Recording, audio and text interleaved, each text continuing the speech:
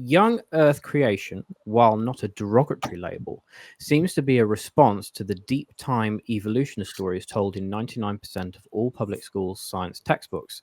Is 7 to 10,000 years young? That's Well, I'll leave it to the older ones amongst us to answer that.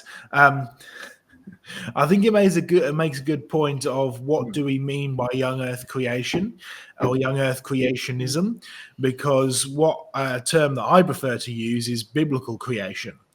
Or the account of biblical creation.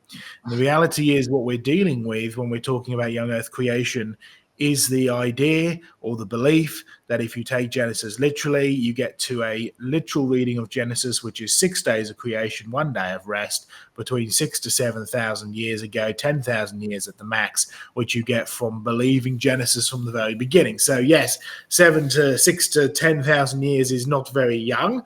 And you get this kind of comment from Abraham where he talks about how even he isn't living as long as his ancestors used to. And you read about the early patriarchs of Genesis that used to live, well, Adam was 930, Methuselah was 969, right?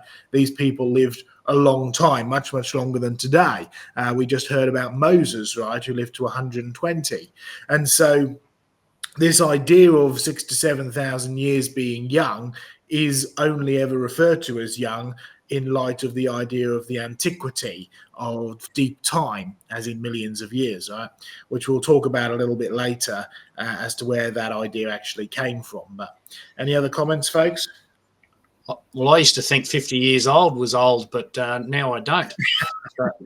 So it's all relative, and I think it's, God is now here, you could also call it. Our chatter is onto a good point there. I think it is a relative thing.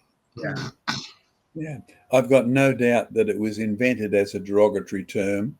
It might become a badge of honor, but in reality, people who believe in the 6 days of creation and in Noah's flood as literal historical events don't boast in your belief in it, and boast in the God who did the creating, and encourage people to realize that, like Noah, they need rescuing.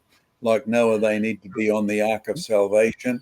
It is not just the concepts in your theology that matters. It is the God of the theology who matters. So yes, it would have been derogatory to start with, the young earth creationists, and you should emphasize straight back, you mean I'm telling the truth.